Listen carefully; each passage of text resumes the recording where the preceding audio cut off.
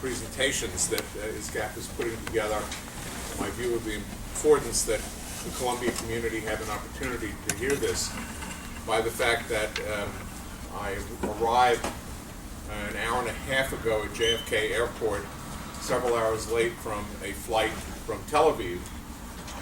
My flight made it on El Al. The United flights didn't make it. You take whatever lesson from that you want. But it was literally, I didn't even get to, I got to change this part of my clothes, but not the inner part of my clothes in order to get here in time. And that represents a serious level of commitment. I'm very glad that we are able to have this series of lectures and presentations and discussions on the Columbia campus. Charles and his group do important work exploring very important issues, and I've been very glad to be associated with it. With that, I'll let you. Next time I'll figure the content. So Professor Stone, thank you. And without Professor Stone's support, we would not be here. So we're especially grateful. And thank you very much for rushing over today from the airport. It's not fun. So Professor, we have today, as I was saying, Professor Gordon and Dan Michman. Professor Gordon is the director of the University of North Dakota Center for Human Rights and Genocide Studies. He teaches courses in criminal law, criminal procedure, comparative law, international law, and international human rights law. He did his first degree, his bachelor's degree, and his doctorate degree at the University of California at Berkeley.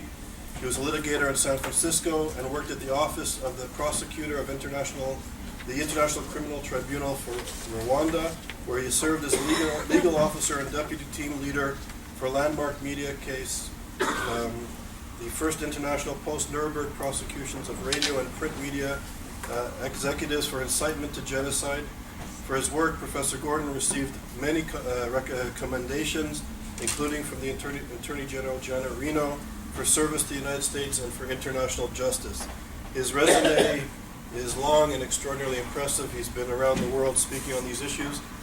And I will say I know this from my research, my work on the ideology of the Iranian revolutionary regime. Much of the material that leading eminent scholars and public officials from Alan Dershowitz to Erwin Kotler to Elie Wiesel is the brains behind a lot of the work that was done on incitement to genocide is from Professor Gordon. So his contribution to these debates of incitement have been of the utmost importance internationally. So it's a particular pleasure and an honor to continue my association with Professor Gordon. Professor Gordon will speak first. When he's done, we'll have a lecture and a Q&A, and then Professor Dan Michman will speak. Professor Michman just arrived also from Israel.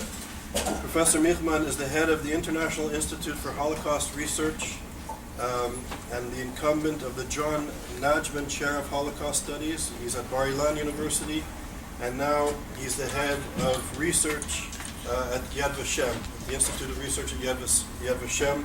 So his academic qualifications on the history of genocide, the Holocaust, which is very much related, of course, to the issues of anti-Semitism, is of great importance. So we have two extraordinary scholars. Professor Michman, who was originally from Amsterdam, migrated to Israel in 1947, and his father, Joseph Michman, was appointed the general director at Yad Vashem. Was he the first general director at Yad Vashem? Your father? Second? But I migrated in 57. I was 57. born in 47. Okay. I see, sorry. Born in 47, migrated in 57. After his military service in Israel, he studied Jewish history and Hebrew linguistics at Hebrew University in Jerusalem, where he earned his doctorate in 1978 and wrote a dissertation on Jewish refugees from Germany and from the Netherlands, 1933 to 1940. In 1976, he joined the faculty of the Department of Jewish History at Bar-Ilan University, where he's been teaching and researching in the field of modern Jewish history in general and the Shoah, or the Holocaust, in particular. In the 1980s, he also devised a comprehensive academic course on Shoah history for the Open University in Israel, which was translated into other languages, including Spanish and Russian. Professor Michman has published many books and articles in a variety of languages on the history of Dutch and Belgian Jewry, Israeli society, and mostly on various aspects of the Holocaust, Shoah, historiography, the history of ghettos, religious life in Europe before the Holocaust, and the like. Professor Michman has been involved with Yad Vashem scholarly and educational activities since the early 1980s and is on the editorial board of Yad Vashem since the mid-1990s, and he served as their chief historian from 2000 to 2011. So it's really a great honor to have both of you here. So Professor Gordon. Thanks, Charles. Thank you very much. Again for organizing this, and Professor Stone for allowing us to do it here at Columbia. It's an honor to be here, especially to be on the same bill with Professor Michman. I'm very pleased and honored. I come from the state of North Dakota, and I figured, I had to go to a place, if I left North Dakota, that would be better for snow. And of course, what happens? I bring the snow with me. So I'm feeling very much at home here. And I say that partially in jest, but partially as well because I'm going to talk about North Dakota today. A lot of my scholarship, as Charles points out, is about international criminal law, and in particular, international hate speech law. And today I thought it would be interesting to focus on what's going on in the United States, in particular in the middle parts of the U.S.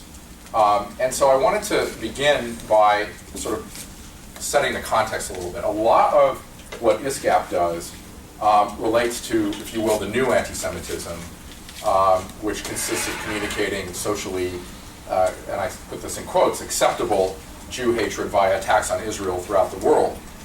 But of course, old anti-Semitism continues to thrive, if you will, in ISGAP's home country, here in the United States, via various neo-Nazi groups, including the National Socialist Movement, and perhaps most prominently the National Socialist Movement, and the Creativity Religion, among others, which I'll talk about today. This threat, in my opinion, has been magnified by what's known as the Pioneer Little Europe movement, which seeks to establish mutually supportive, all-white supremacist enclaves that would, of course, exclude Jews, blacks, and other minorities throughout the United States.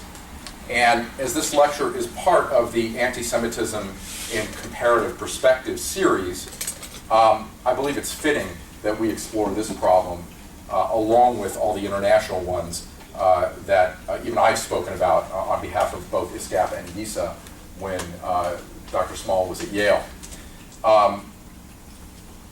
This movement that I was talking about, this Pioneer Little Europe movement, has attempted to buy properties in small municipalities in the United States and take over governance of them. And Leith, North Dakota, in my home state, has been the recent focus of one such effort that has garnered a lot of publicity. It's actually made international headlines. There was recently a feature on it on the BBC.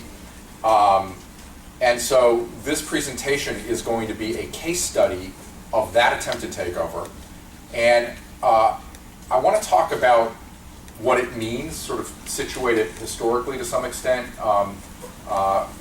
Where do we consider this movement to fit into broader themes of anti-Semitism? But also, as I am a law professor, I want to talk about some of the legal implications.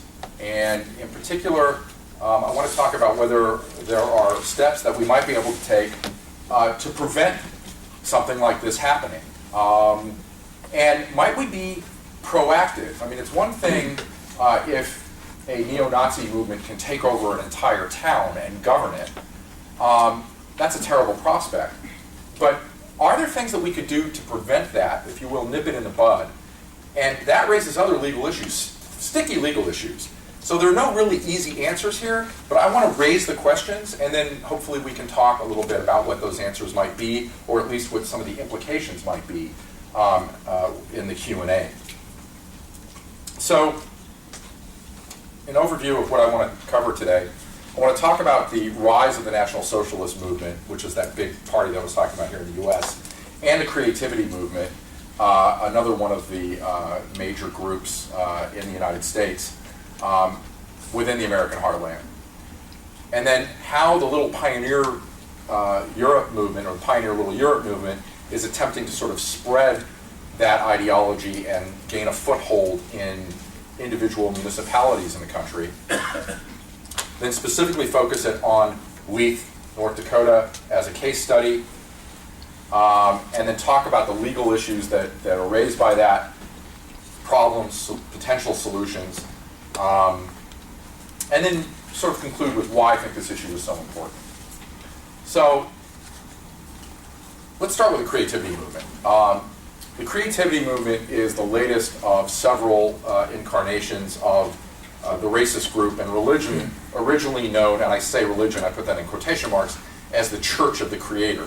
I say that in quotation marks because it is actually a legal issue as to whether it's a religion, and I'm going to talk about that in a little bit.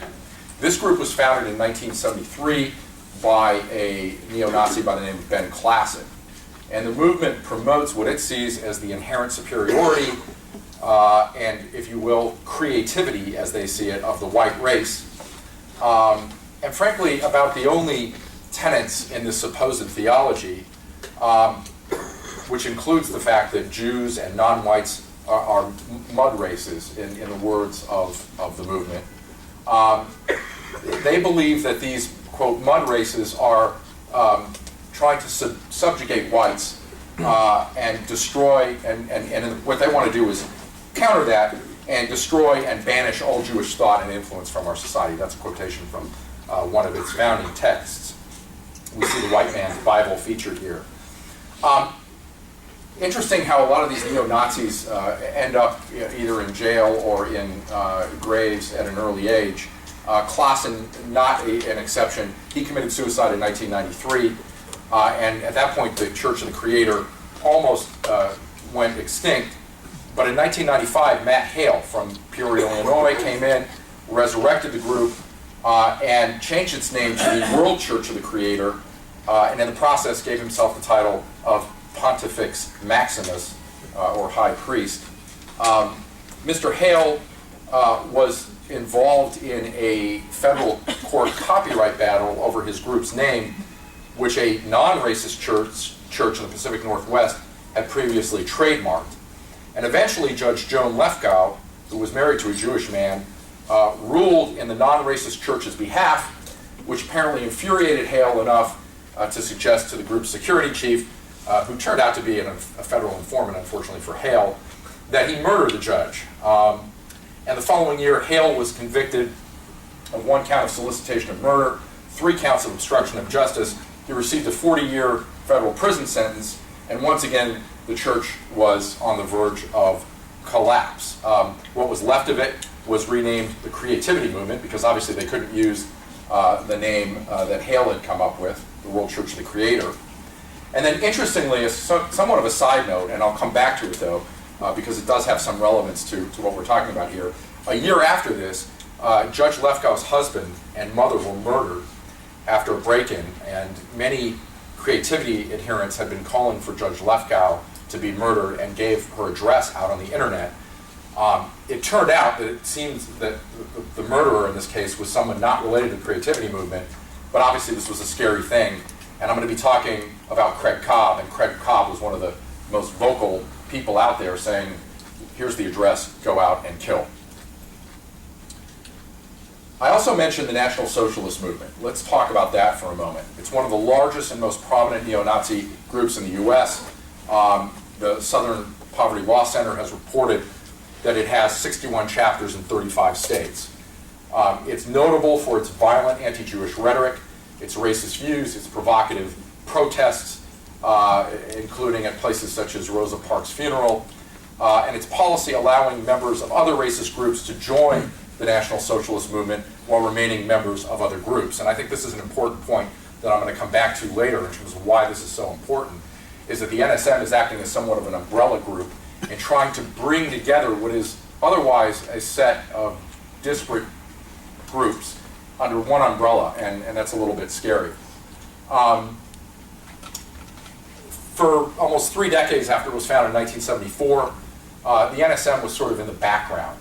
It was obscured by more prominent groups such as the National Alliance and the Aryan Nations, and then later by the World Church of the Creator.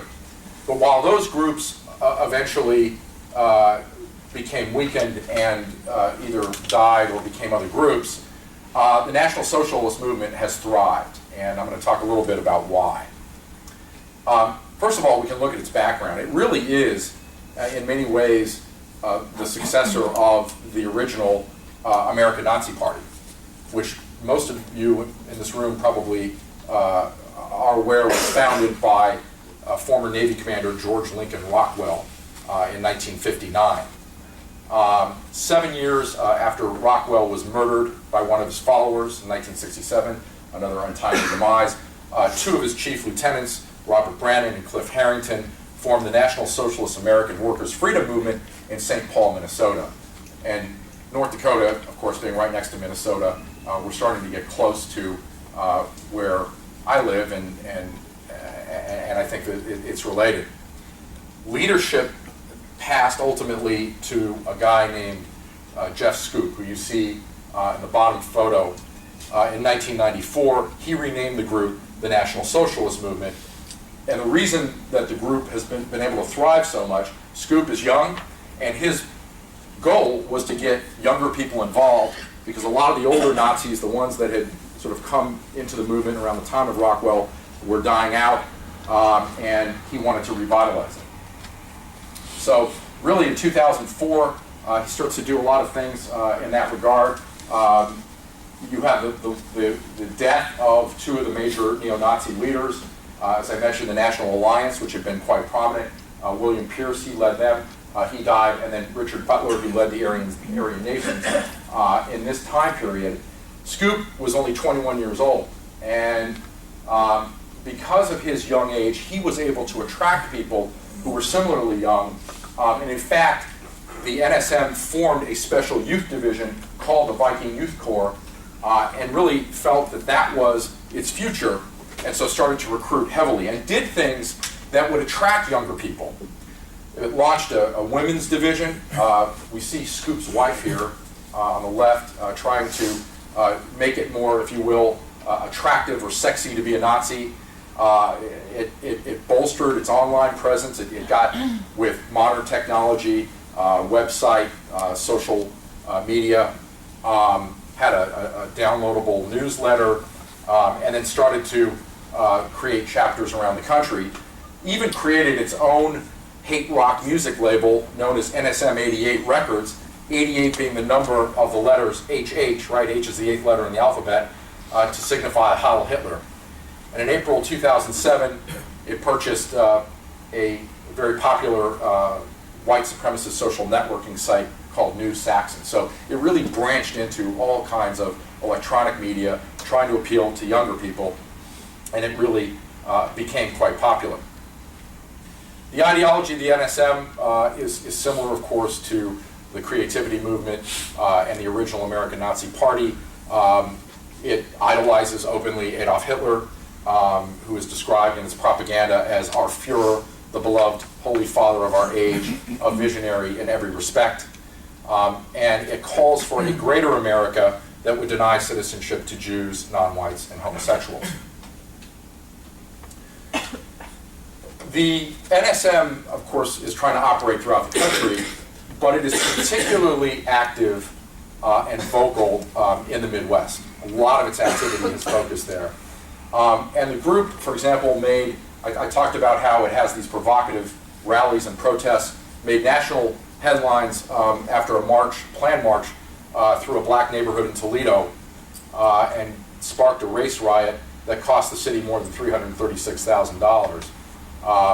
And when African Americans in Toledo complained and used not very flattering language about Scoop, he came back in the press and said, see, they're just subhuman, and this is the way they act. So he tries to take advantage, he tries to get people riled up, and then uses that to promote his ideology. Minnesota, where, as I noted, the group was founded, has also been the scene of NSM rallies, including, quite notoriously, book burnings, trying to glorify what they see as one of the great activities of the Third Reich. And I have a couple of images from these book burnings. We can see, of course, that books about Judaism and related to Jews as we would expect at a Nazi book-burning rally, were featured prominently in those fires. We see here, it's a little bit hard to see, but here's a book about Israel. These were taking place in one of the most cosmopolitan cities in the Midwest. Pretty scary sight. But it shows, if you will, the power that this group had in attracting people and raising its visibility. Now, the other element that I want to add to this is the Pioneer Little Europe movement. And so if you will, we sort of have the creativity movement, we have the NSM, and then, if you will, with the Pioneer Little Europe movement, we have the combined neo-Nazi movement, if you will, trying to branch out and take root in individual communities. The idea of a Pioneer Little Europe movement was first proposed in a 2001 pamphlet by H. Michael Barrett, which this pamphlet was called the Pioneer Little Europe Prospectus, which envisioned consolidating white residents in existing cities and towns and actively repelling racial minorities. The movement has been based primarily in Montana, where its leader, April Gade, has implored fellow white supremacists to move to Montana and create these other communities.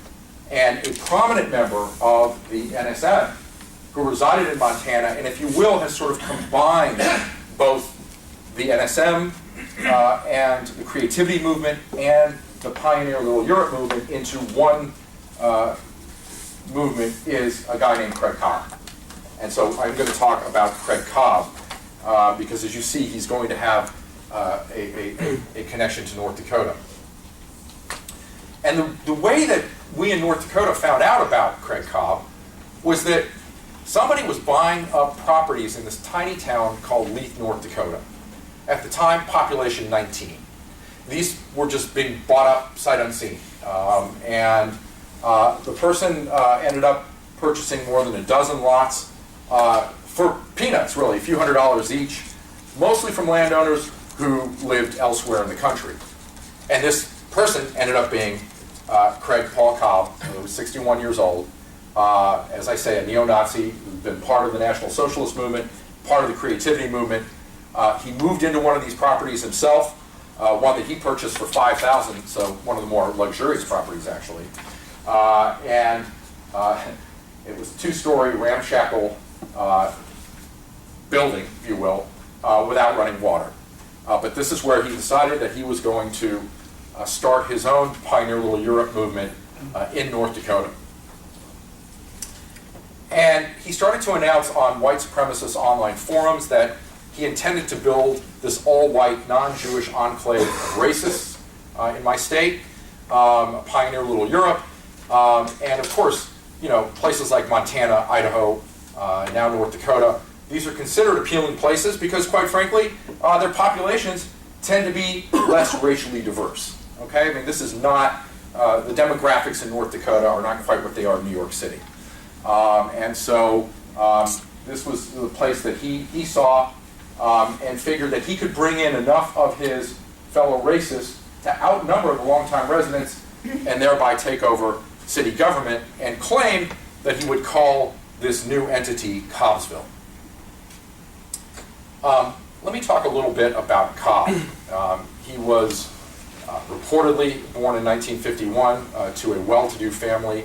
The BBC feature that I just saw about him stated that his father was a millionaire. Don't know if that's true or not, but it was clearly well-to-do. He was an architect and a land developer, his mother an elementary school teacher. There probably weren't really any clues that he would become the monster that he's become. He went to private boarding school in Boston, where he graduated in 1968, and somewhere along the way, for unknown reasons, he formed a favorable impression of George Lincoln Rockwell and former Third Reich Deputy Führer Rudolf Hess, and he began to embrace white supremacist ideology. And then supposedly he served in the armed forces in Edmonton, Canada for a few years. He has had a connection to Canada, which I'm going to talk about in a few moments.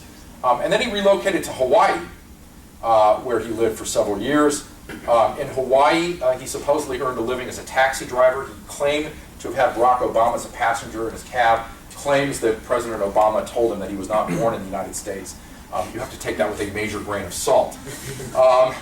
In 2003, he moved to Frost, West Virginia, so he had a fairly peripatetic existence, where he opened up a grocery store and subsequently registered a business called Gray's Store, Aryan Autographs, and 14 Words LLC.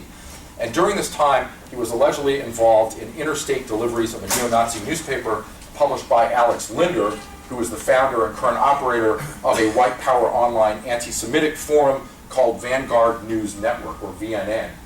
We're going to see Mr. Linder come up again in a moment as well.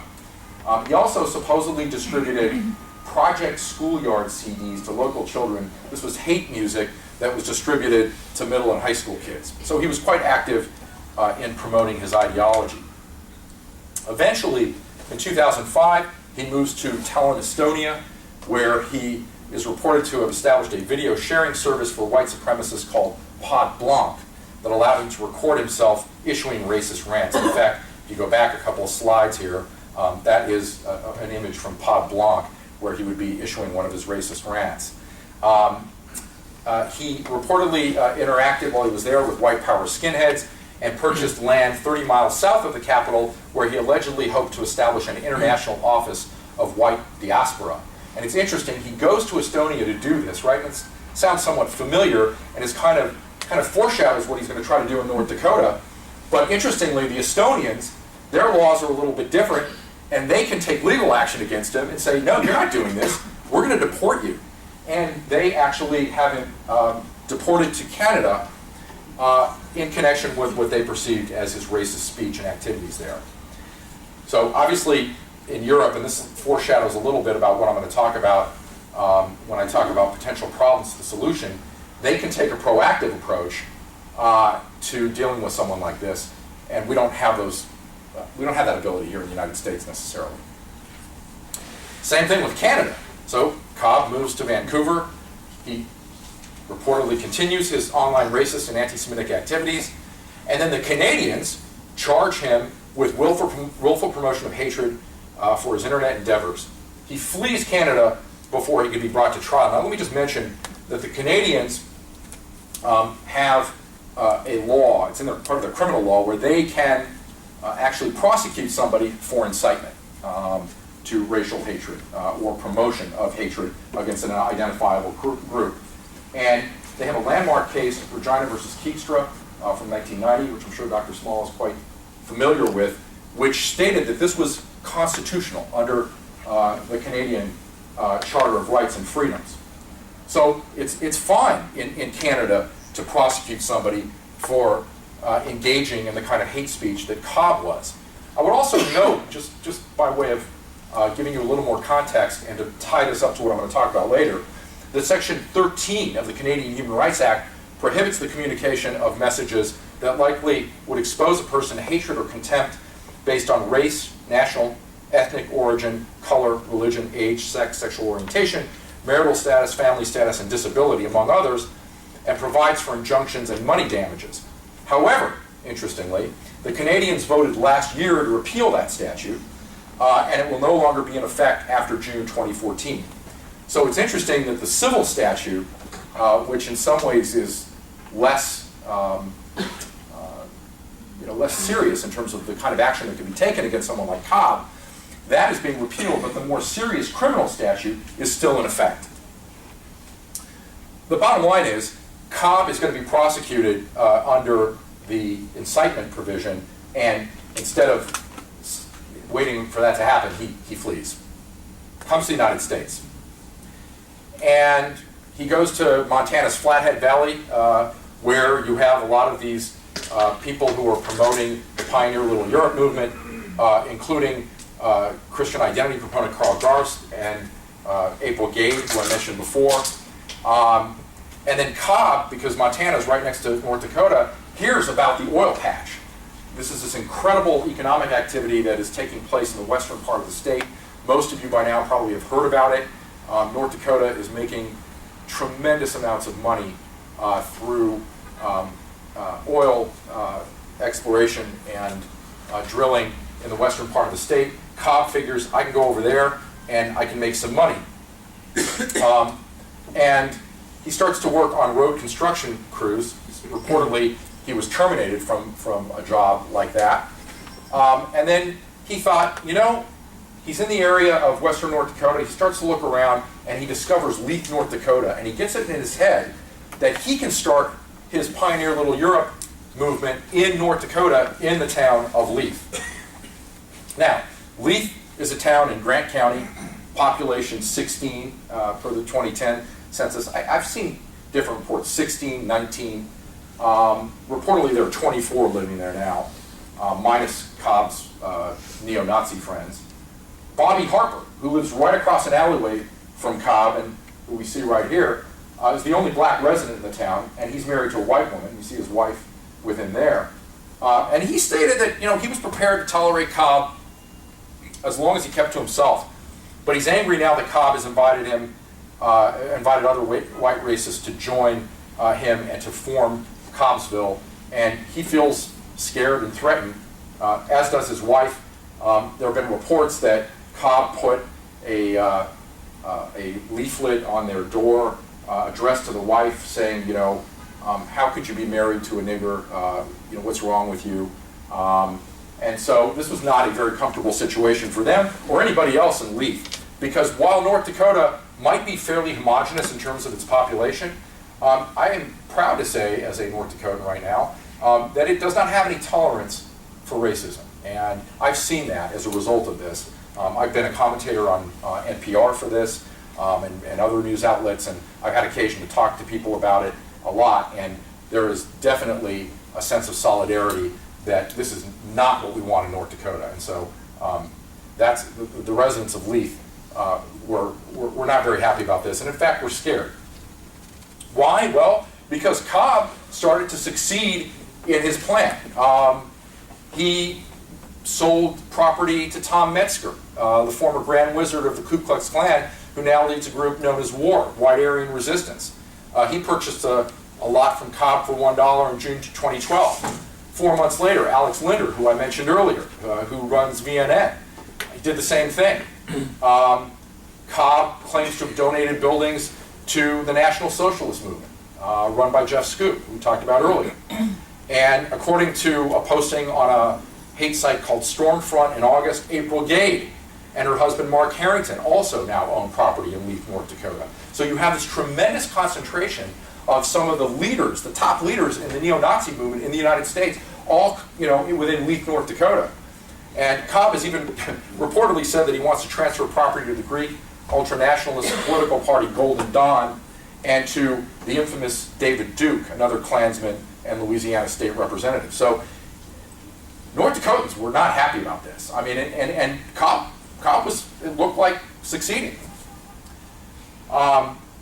He's been posting on online forum, the online forum White Nations, trying to get even more white supremacists to come. He's talked about the great economic situation in North Dakota, the availability of jobs due to the oil and gas boom, and how close it is to Dickinson, which is where a lot of the activity is taking place. And he's even posted pictures of his plans for the town, including one showing a site where he intends to create Dr. William L. Pierce Private Park of Leith in honor of a longtime leader of the neo-Nazi National Alliance, who I mentioned earlier. Things started to come to a head in September, the end of September. On September 22nd, about 400 people converged on Leith to protest Cobb's plan, and this was organized by a group called Unite ND, created by a group called Anti-Racist Action. And of course, it was not a coincidence that they showed up on September 22nd, because this was when Jeff Scoop, the NSM leader, was supposed to come in and have a rally in support of Cobb's plans. He brought a bunch of Nazis into town. They had a rally, there was a counter rally, and so it's kind of a classic NSM situation. Scoop actually addressed a letter to Leith Mayor Ryan Schock before the visit, where he warned residents against standing up to the NSM and Cobb's plan. And I quote him, "Craig Cobb will not be ousted from the community," Scoop wrote. "He's not breaking any laws or ordinances. He has a right to reside in Leith just as any other American does.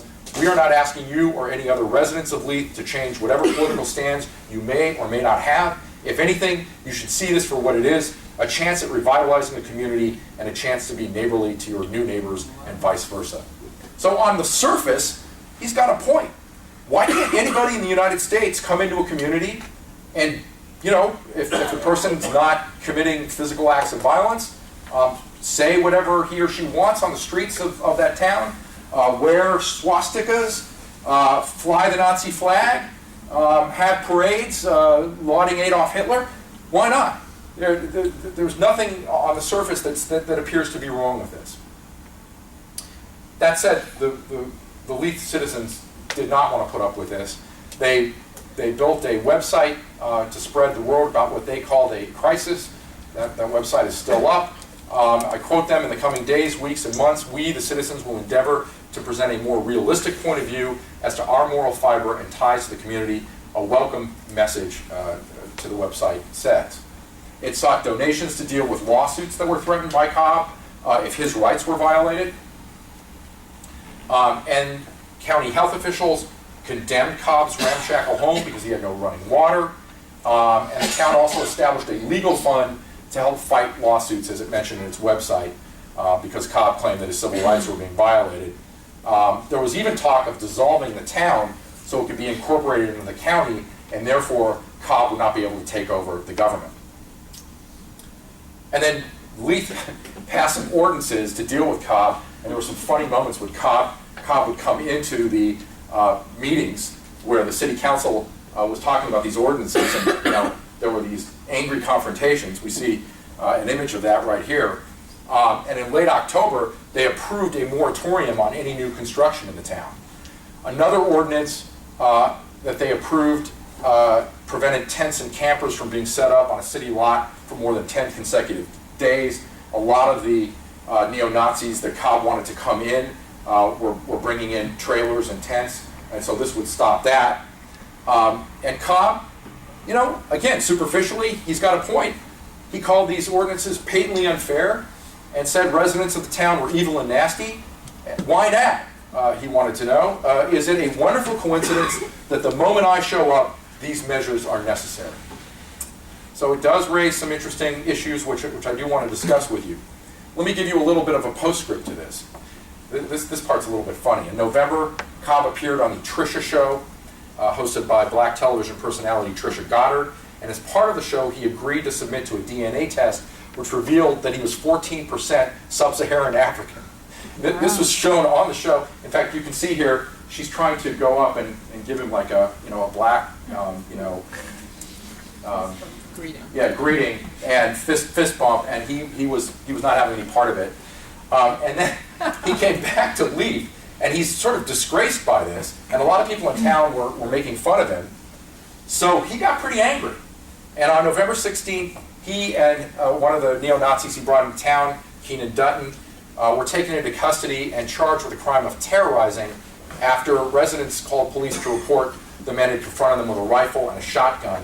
And you can go on YouTube and see films of them going around town uttering slurs and threatening residents.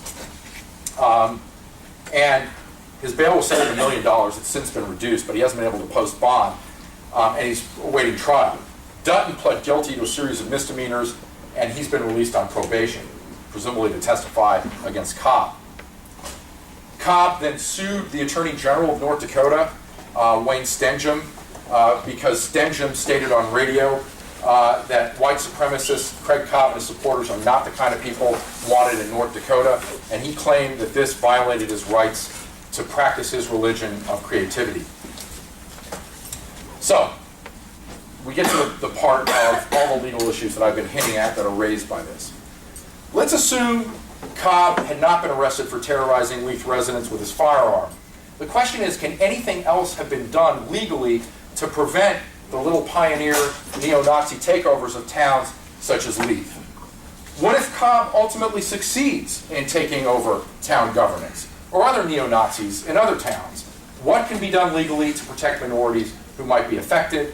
And if current law cannot bring minorities in such, or cannot protect minorities in such places, should the law be changed? And that's what I want to talk about as I wrap up here. The legal topics that are implicated before he takes over the town, in my opinion, are certain housing laws, civil rights laws, freedom of expression, free exercise of religion. And let's start with housing laws. Last month, the city attorney declared that Cobb's house could not be condemned. Remember, I said it was condemned, despite the fact that there was no sewage or running water. It was declared uninhabitable. It seems like the building moratorium and the tent and trailer ordinance are going to stand up. But what if Cobb were wealthy? What if he could buy properties that had none of these problems? That would not be an option, right? I mean, that's just this particular situation.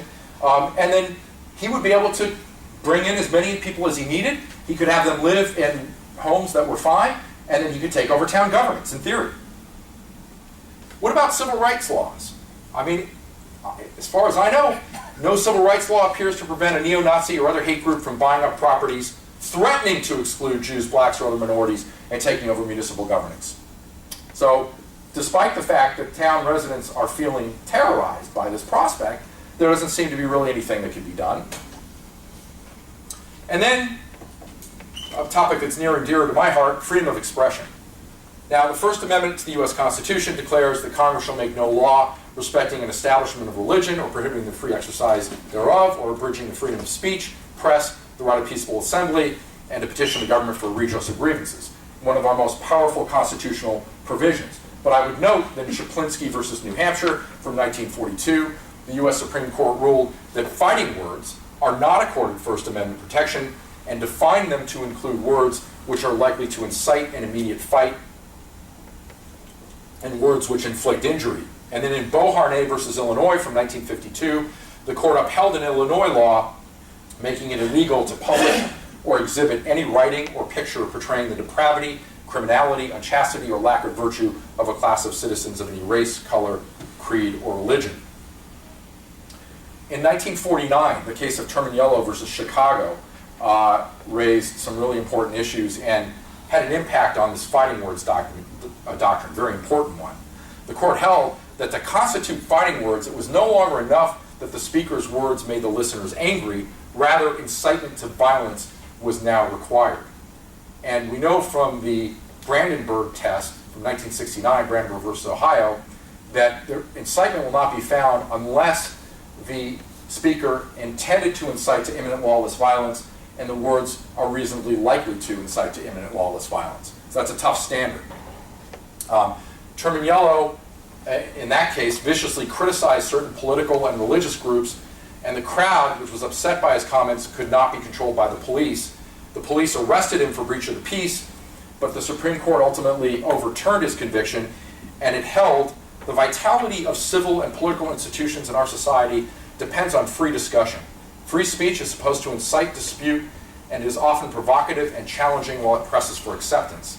The most valuable expression may well be that which, because it is provocative and challenging, produces these emotions. Therefore, a state may not punish a person for arousing a crowd to act violently simply by initiating a public dispute. So this is akin, in other words, to the heckler's veto. The court doesn't want that to reign, where members of the audience gain the right to silence any speaker with whom they disagree. Of course, I have to bring up the Nazi March in Skokie. And in the case of Skokie versus National Socialist Party from Illinois in 1978, an especially strong case disallowed a fighting words rationale, even in circumstances of extreme provocation and targeted insult, despite Shaplinsky. And in that case, a Nazi group planned to demonstrate in Skokie, a predominantly Jewish community, and about 5,000 of its residents were survivors of concentration camps.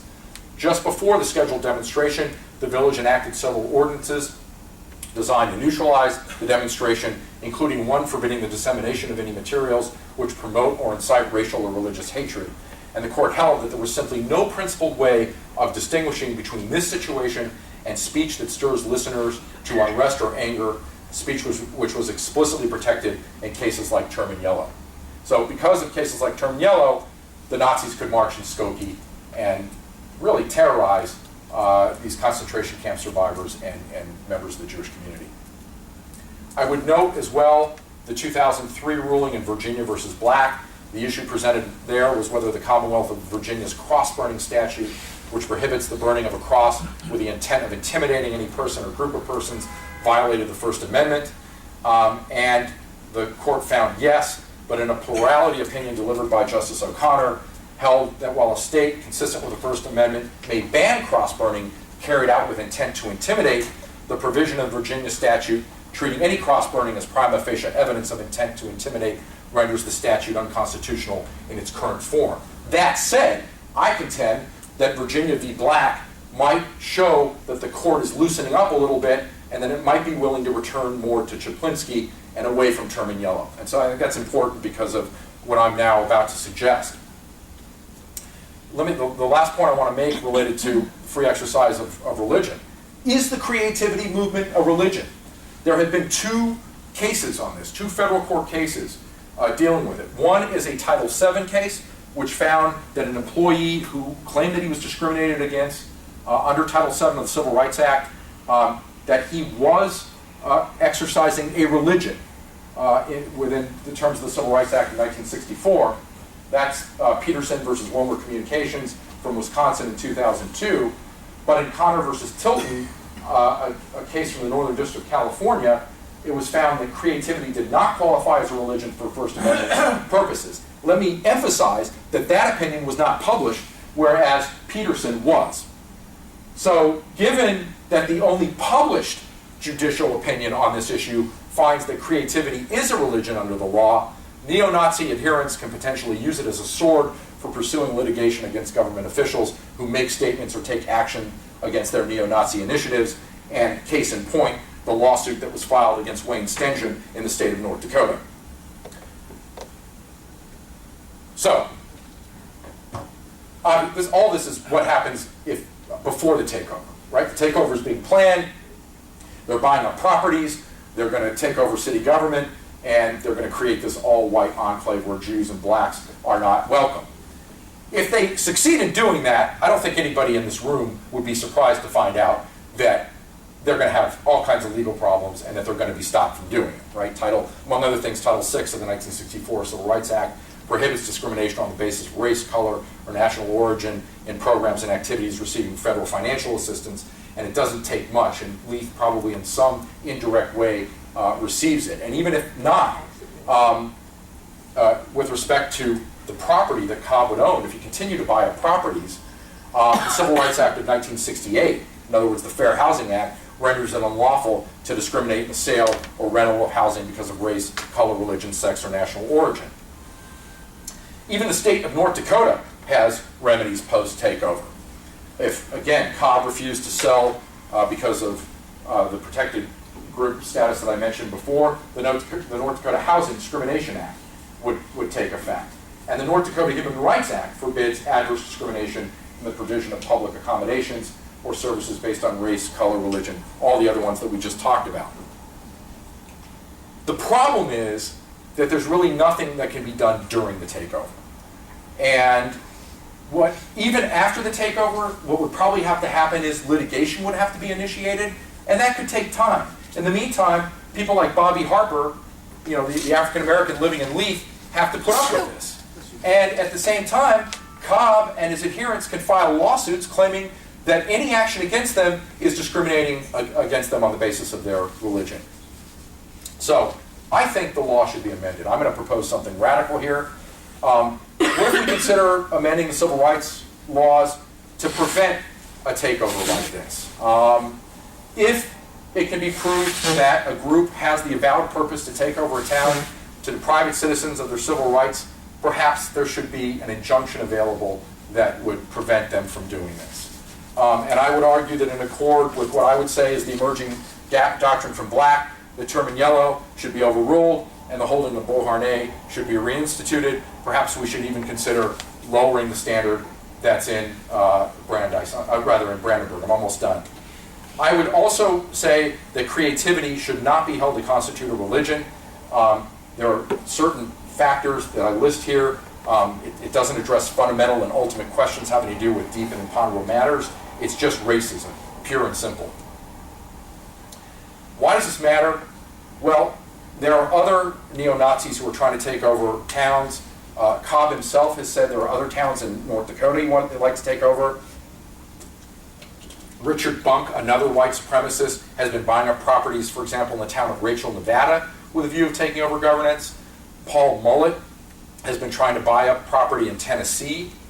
And these cells can multiply, and they either have the potential of agglomerating all the big neo-Nazi groups together into one geographic area, or they can be in cells throughout the country, lying dormant and waiting for there to be an economic crisis or some other calamity where they can, rise up and they'll have their infrastructure ready to do whatever damage they want to do. So that's what I have. I know we're running short on time. Can I take a couple questions, Charles? So, thank you. First of all, thank you very much. So what I propose, because we're running late for time, is if there's points of clarification and maybe one or two very short questions, and then we'll hear from Professor Mead. Sounds good. Just a few minutes. Yes. You said about. And then we'll come back later for Q&A. Okay, sounds good. You said about proposing legislation about.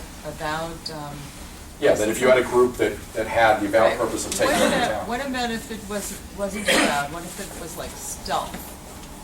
That's where it gets more tricky.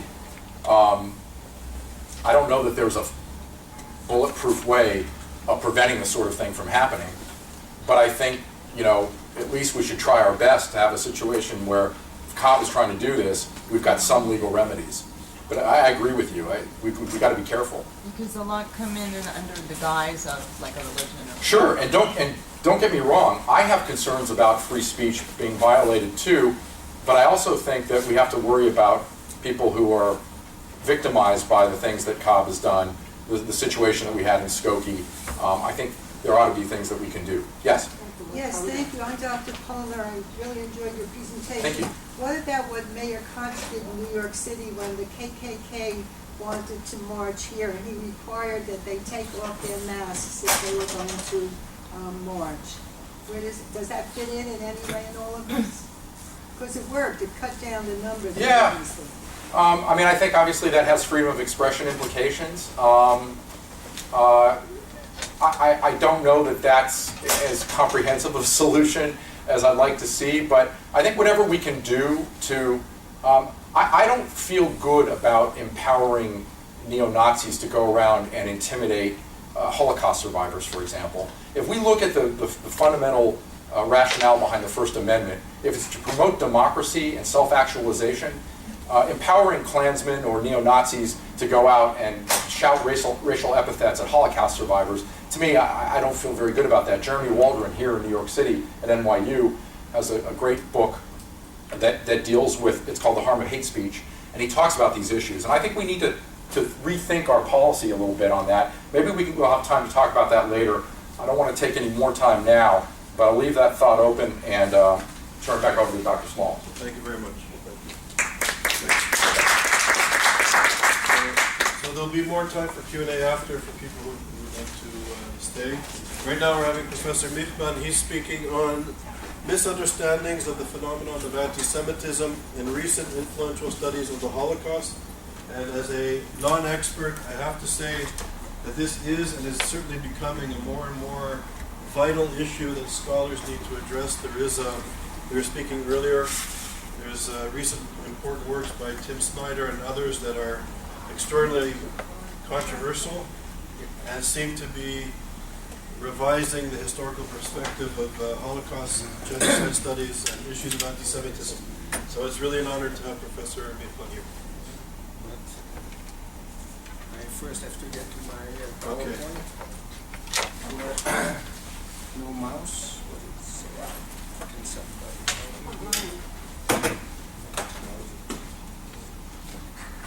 Jenny? Jenny, do you want to come up?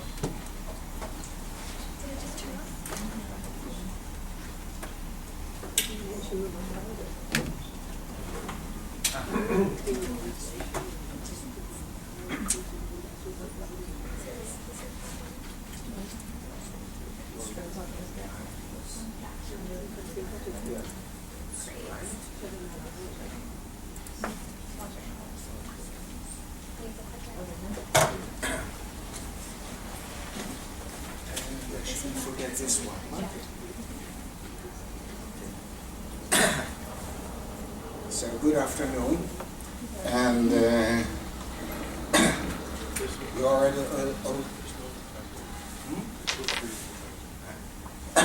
little bit tired after part one? No, okay, that's nice. So I'll be taking you from very down to the earth issue, chapter which we heard about now, to academia. And as I was said by Charles Small in the beginning, in the introduction, one of the topics that I deal with as a historian is also with historiography. That is the way history is interpreted by academics, and so we have to deal also with and analyze the discourse of historians on certain issues. And when we look at a series of publications, and some very influential ones, in recent 5, 6, 7 years, we can see an interesting shift in the interpretation of the Holocaust. And I think that is something that we have to pay attention to, and in a certain way it is alarming. And I want, this is something about which I can give an annual course, but I'll try to give it in a nutshell here, and with the focus on the issue of anti-Semitism. And it will have to do also with a field of which Gregory Gordon is an expert in genocide, and maybe he's also aware of this shift which is happening in recent years. Now, the Holocaust is a term. What do we mean by that?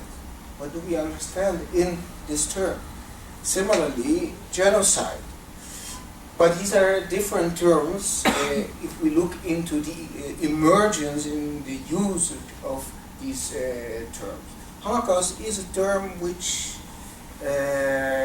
stems in ancient Greek, was used for sacrifice, and since the 16th century has been used in secular language also to denote massacres and huge calamities. And it comes into use for the event of the persecution and the murder of the Jews in the 1950s. It has its own history. I will not go into that too much, but there is a very important moment in where François Mauriac writes the introduction to Elie Wiesel's book Night, and first in French, and then it is translated in 1960 into English. And in this introduction, he uses the term Holocaust in, let's say, a more traditional way. And from there on, with the impact of Elie Wiesel's Night on the English-speaking world, also the term Holocaust starts to be used more and more, and you can see it in a number of publications already in the 1960s, after 1960, where this term is used. Now, genocide is something entirely different. It was a term coined, as is well known, by Raphael Lemkin in 1943 and published in 1944 as a new term with a special purpose, a legal purpose to prevent certain things to happen in the future. So it was a newly coined term, which was then introduced into the law and into the convention by the United Nations in 1948, the Convention for the Prevention of Genocide.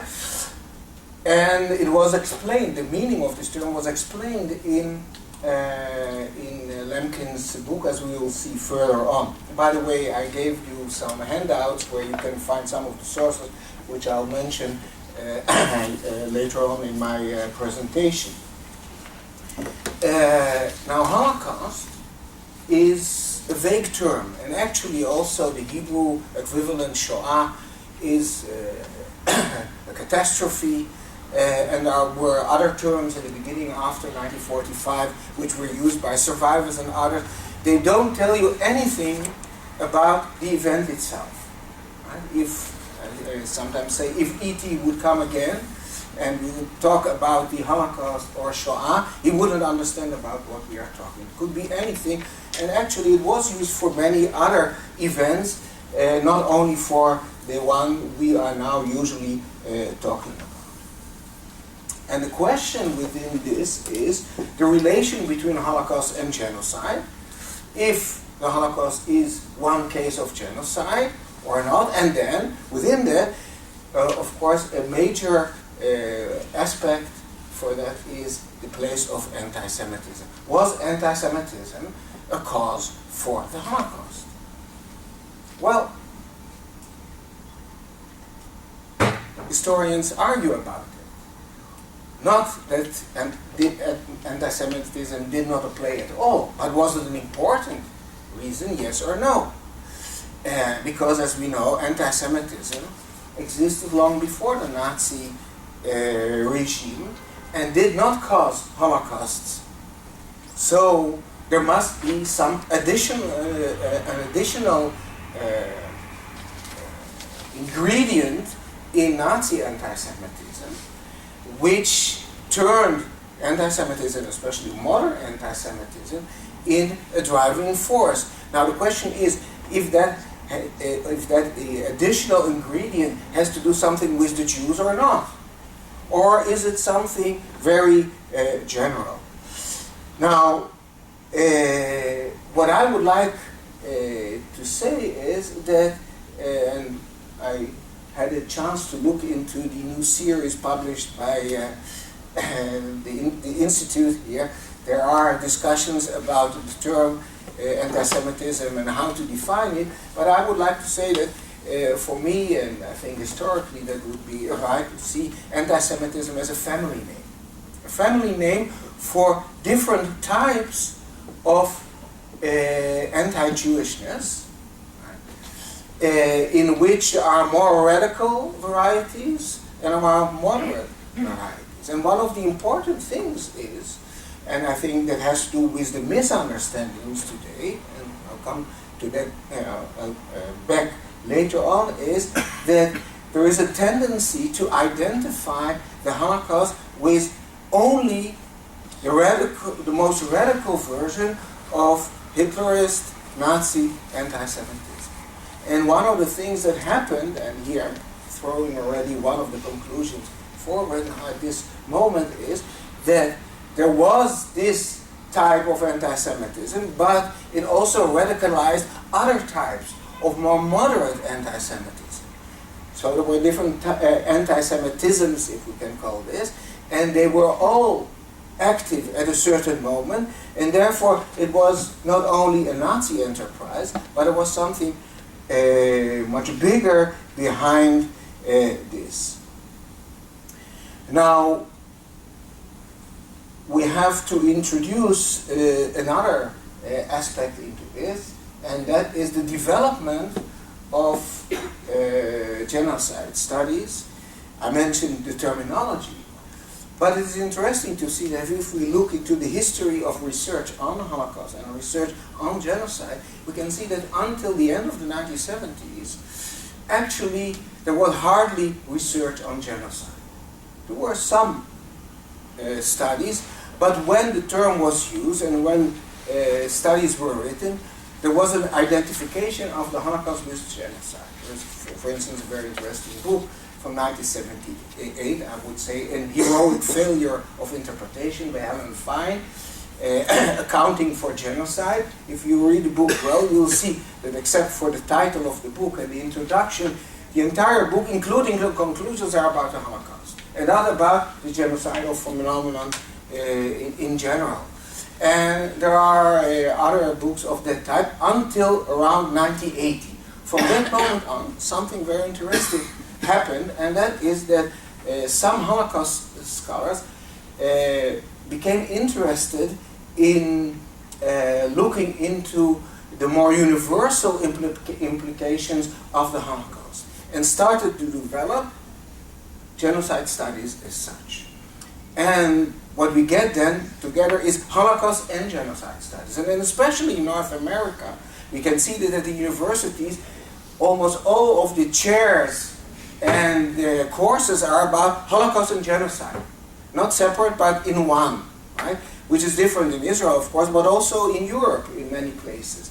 But gradually this is taking over. So if you deal with the Holocaust, you have to deal also with genocide. And then, according to this conceptualization, and then the question is, where's the place of the Holocaust within the studies on genocide? And here we can see a very interesting development.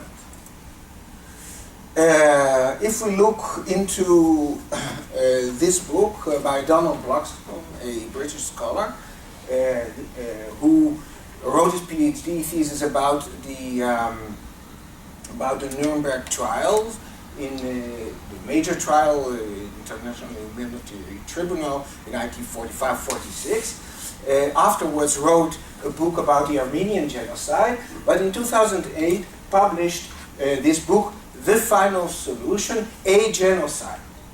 Right?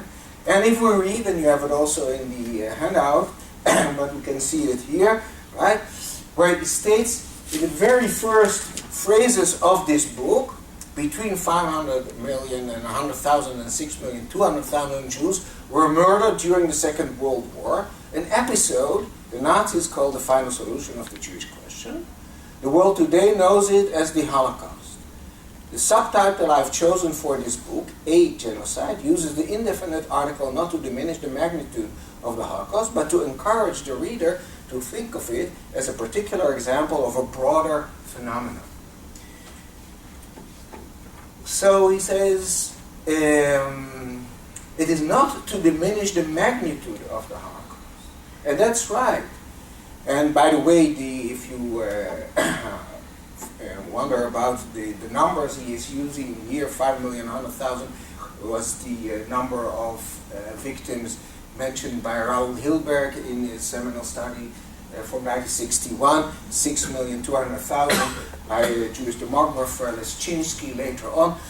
According to our knowledge today, the number is somewhere between 5,600,000 and 5,900,000, perhaps closer to 5,900,000. But he takes this and he indeed does not diminish the number, the magnitude of the murder as such.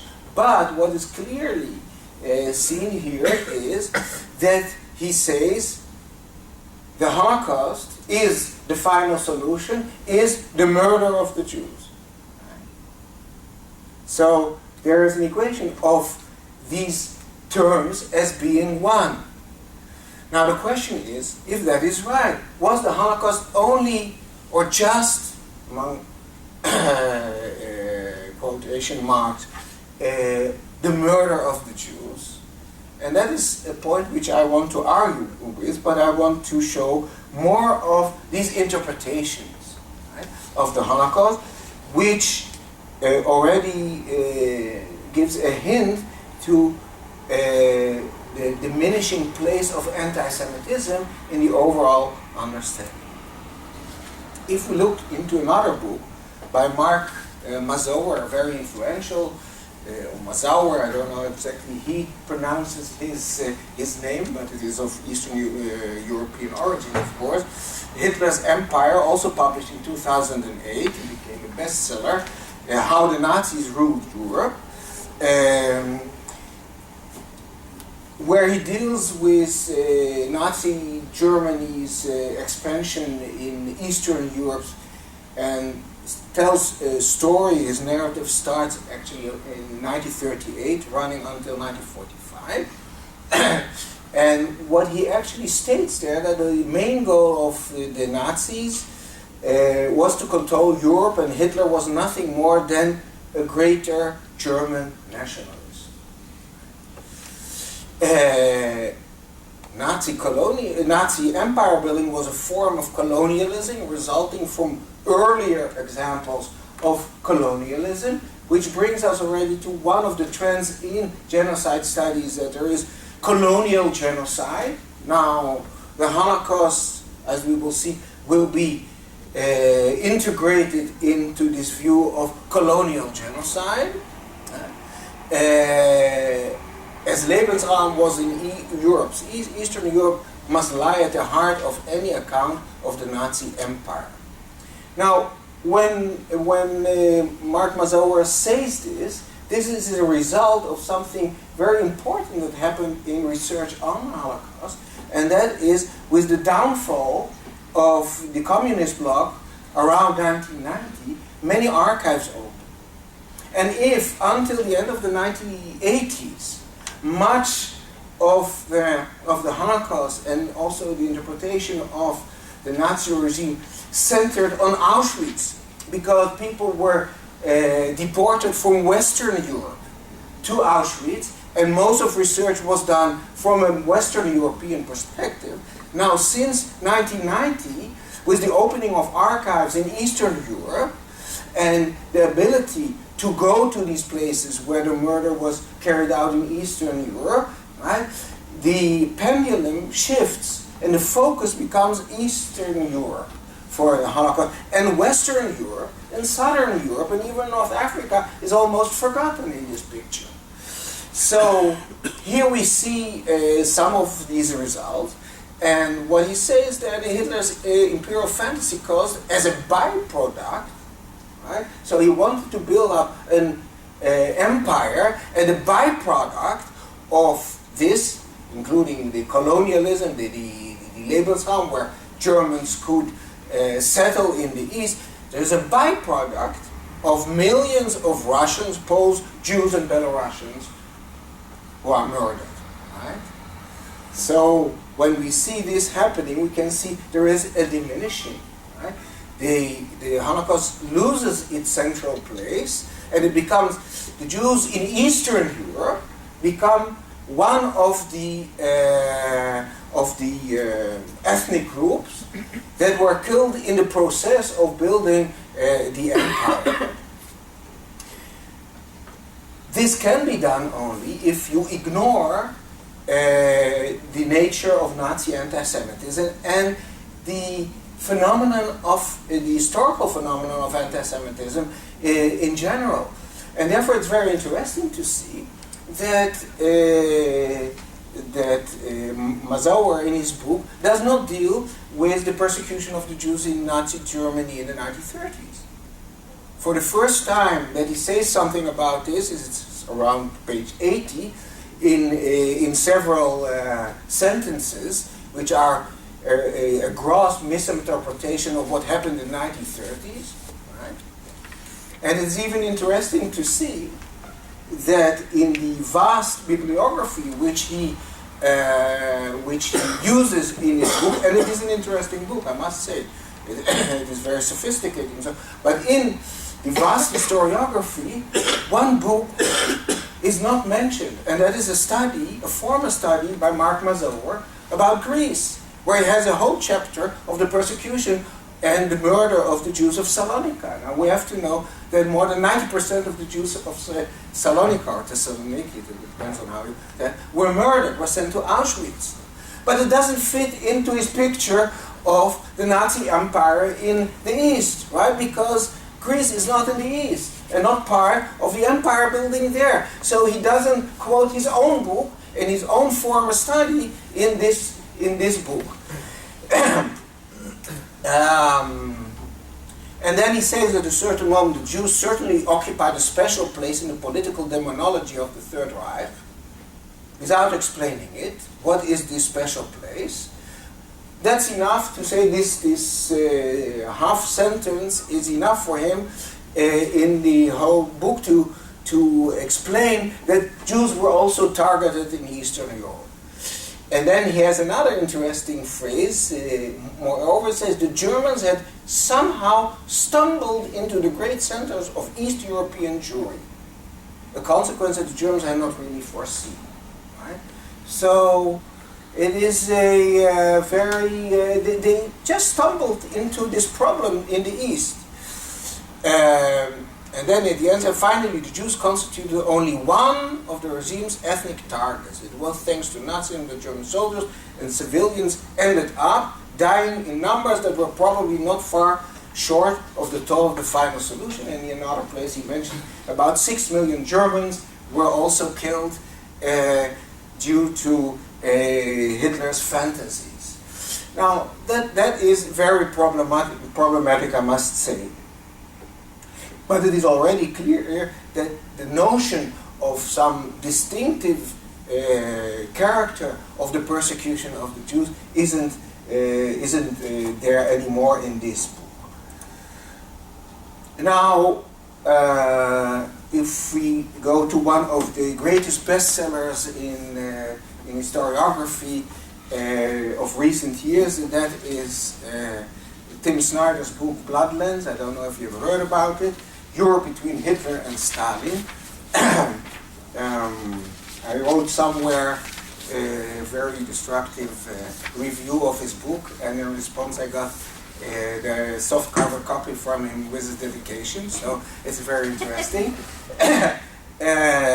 But I'm not the only one, and many other experts, both of Stalin and Soviet Russia and of Nazism, wrote very, very critical reviews of this book, but that was these were written by the experts. Now, in the public arena, especially in Eastern Europe, he has become a hero, and he's constantly invited and gets prizes all over, because the main thesis, by the way, after many decades of research, where we can show that it was a host of Germans and Europeans all over that participated and actually built up the program of persecution, created the tools to persecute the Jews, and also, not only that, but also the Nazi regime in general, that Hitler was supported and he couldn't have carried out his ideas without the initiatives and the creativity of many people in such a short period. The Third Reich existed only for 12 years, you have to remember that. I sometimes tell my students that it took the Jerusalem municipality exactly 12 years to build one tramway line in Jerusalem, right? And here in 12 years something enormous was accomplished. Now, what he downplays is this input of the lower echelons, and goes back to Hitler and Stalin as a kind of theater playing the marionettes all over, which is impossible, or as an interpretation, because otherwise we cannot understand how it all was accomplished. Anyhow, what he says, and that is one of the main conclusions of the book, is towards the end, the Germans and the Soviets provoked one another to ever greater crimes. These atrocities shared a place and they shared a time, the Bloodlands between 1933 and 1945. To describe their course has been to introduce to European history its central event. What is this event? This event is, and in a lecture which he gave at Yad Vashem, I wasn't there, but I got the script. He said, what I did is I took the maps of Hitler's killings, Stalin's killings, and the Holocaust, put them together, and I got an area which never existed politically, not geographically, but that is a place where within about 12, 13 years, about 14 million and 100,000 people, civilians were killed by either Hitler or Stalin. And he calls that the Bloodlands, and after introducing these terms, it becomes, in his book, a reality, as if there were Bloodlands. Now, he throws away 2 million victims of Stalin in the Far East, right? These were not in the Bloodlands. And the area of the Bloodlands stretches in the west until Auschwitz, because that allows for the inclusion of Jews from Eastern Europe, from Western Europe and Southern Europe who were deported to Auschwitz. But he doesn't deal with Western Europe and persecution there. He doesn't deal with economic persecution. He doesn't deal with legal persecution. So what has happened here is that the impact of the concept of genocide, which goes back to Lemkin and the early interpretation, the act of murder and not the intention, has become central. The very act of murder, which allows for, in a way, for trivialization, all our victims. Now, one of the leading scholars in this field, and you may know him, Dirk Moses, he's the editor of the Journal of Genocide Studies, an Australian scholar now residing in Italy, wrote already in 2002 and reiterated in 2010, but I will bring the quote from 2002, that whether similarities between the Holocaust and other genocides are more significant than the differences is ultimately a political and philosophical rather than a historical question. Uniqueness is not a category for historical research. It is a religious or metaphysical category. Or in another place he says, well, talking about uniqueness of the, or distinctiveness of the Holocaust, that is Jewish identity politics. Which brings us to the Oxford Handbook of Genocide Studies, which was published in 2011. And very interestingly, next to another volume, the Oxford Handbook of Holocaust Studies. So here it was separated, and the place of the Holocaust in the Oxford Handbook of Genocide Studies is minimal. Right? There's one chapter written by Christopher Browning, the leading expert on the decision making on the final solution, but it focuses on the murder of the Jews. Right?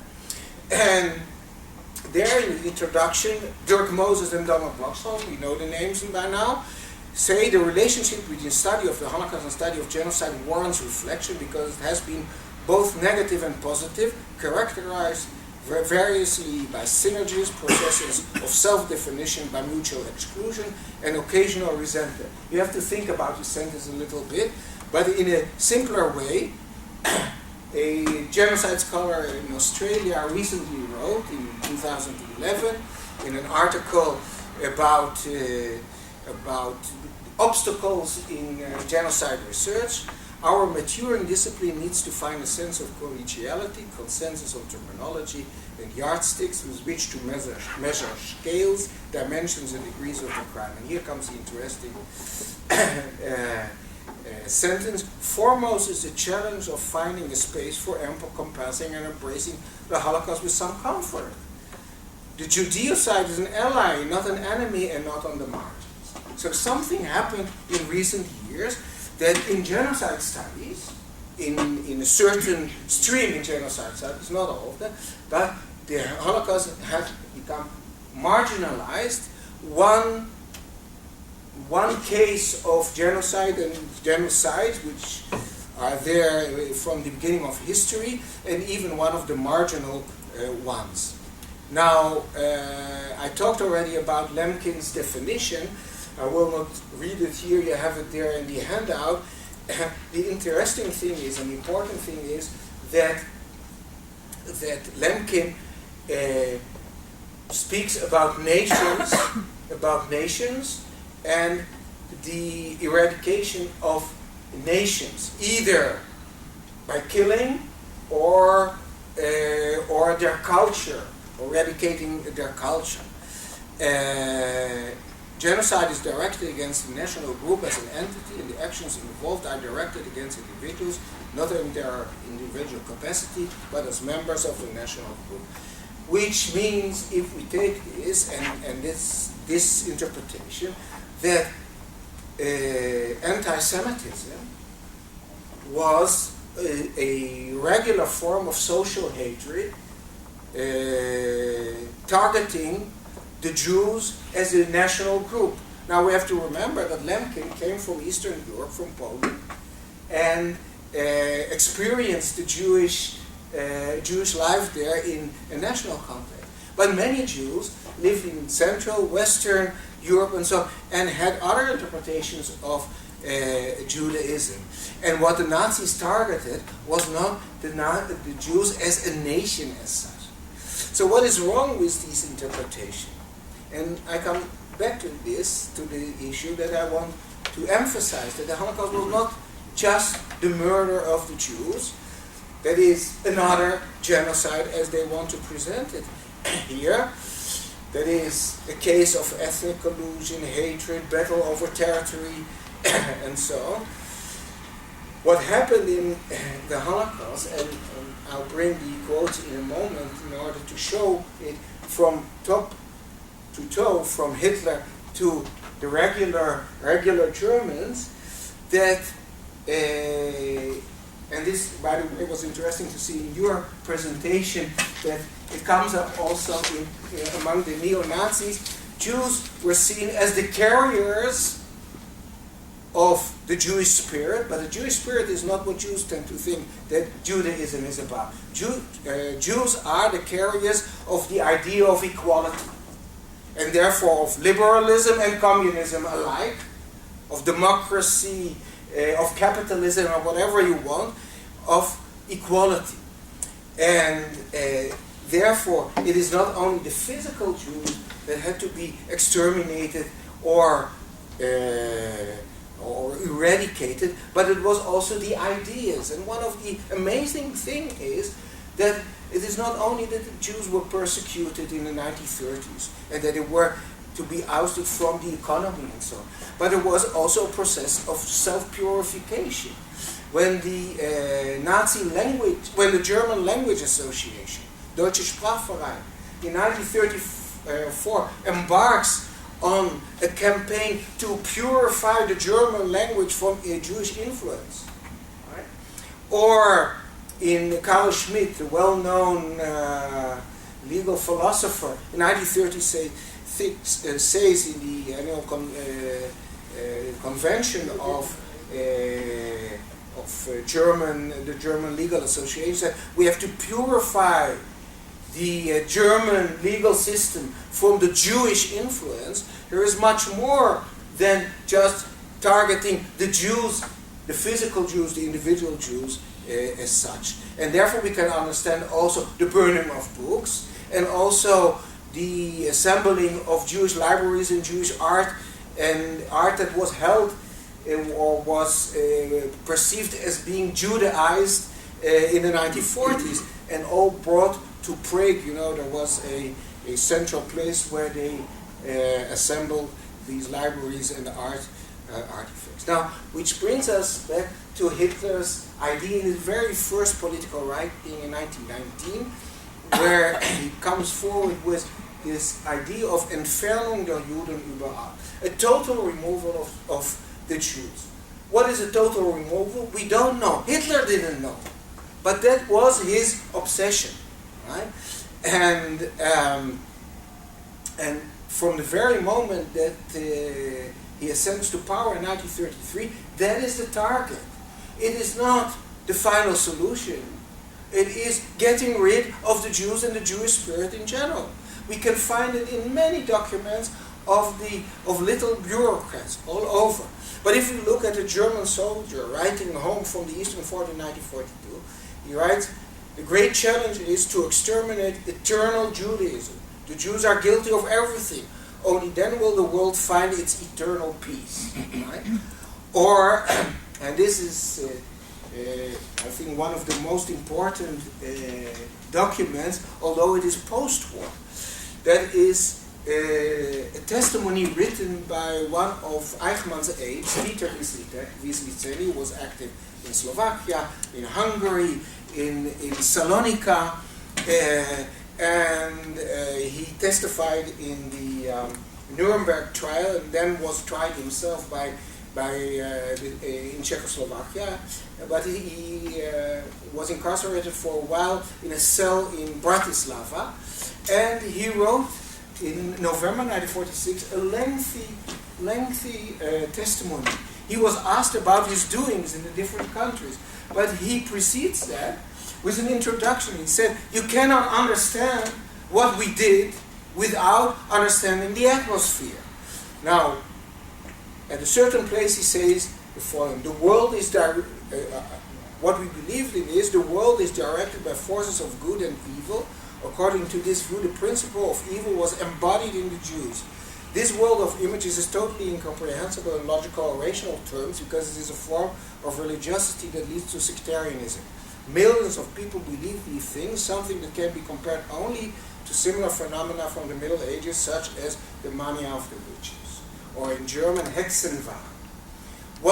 What was done during the Middle Ages with the witches, actually in the 16th century? Exercising them, right? So it was here the exercising of the Jewish spirit all over. And we can see it everywhere. The very term which was used, world Jewry, Weltjudentum, or international Jewry, right? The threat shows that the threat was universal, it was not limited to Germany or Europe. And therefore the Nazi mission was global and all-embracing, not limited to Eastern Europe, not limited to people only, to individuals only. Because these explanations, as we have seen it now, they also cannot understand or cannot explain why so many non-Germans joined in with the Nazi enterprise. Because this idea, this obsession, became much more general in Europe, because the other anti-Semitism, as I said, were radicalized by the leading Nazi anti-Semitism. But there is also a misunderstanding of Jewish history. Jews were not just another national group. They were just scattered, wanted to integrate in their countries, had left their own languages in most of the places, had no territorial claim, so it doesn't fit into the patterns which we usually use in genocide study. And anti-Semitism had deep roots and therefore was a language which could be utilized not only in Germany but also in the other countries that were conquered by the Germans. And it talked to their imagination that we could now deal, there is an historical movement where you can deal with the Jewish pollution. Which brings us now to the end. So there is a total misunderstanding in these studies which I mentioned of the historical dimension of anti-Semitism, of its overall goals. It is seen as another social hatred, like hatred of other Eastern European groups. The Jews were killed among all these others, and they are not capable of explaining all these aspects which I mentioned, of self-purification, of economic persecution, of legal persecution, of the will to have the Jews emigrate and then later radicalizing it towards murder. Because we have to pay attention also to the fact that while the murder was taking place, also economic persecution continued. And also the other aspects of targeting the Jewish influence continued. So the genocide of the Jews was important, but it was only a part of a much larger mission which the Nazis had put as their mission, and especially, of course, Hitler leading it, but convincing, and that is a very interesting phenomenon which I cannot elaborate on here now, but Hitler was one of perhaps the best examples of what psychologists call transformational leader. That is a leader that is able to mobilize a whole people, a whole group, according to his ideas, and that is, of course, a different chapter. So what I claim is that there are huge misinterpretations, huge misunderstandings of the anti-Semitism of the Nazis. Now the question is, and with this I will wrap up, the question is, why did this happen? Is it a simple academic misinterpretation? Yeah, we have many varying views, very many differing interpretations of many historical phenomena. So it is not new in historiography to find it. But if we look and read this book very carefully, we can see that there are issues of political correctness. Why should one group of victims be the more elevated group of victims? So we have, from a point of view of political correctness, to make them all the same. There is the competition of victimhood. But if you look into Mazower's book, one of the, when he has in the conclusions, one of the last paragraphs or subchapters is the Jewish question from Europe to the Middle East. So we are suddenly getting from Hitler's empire to Israel and the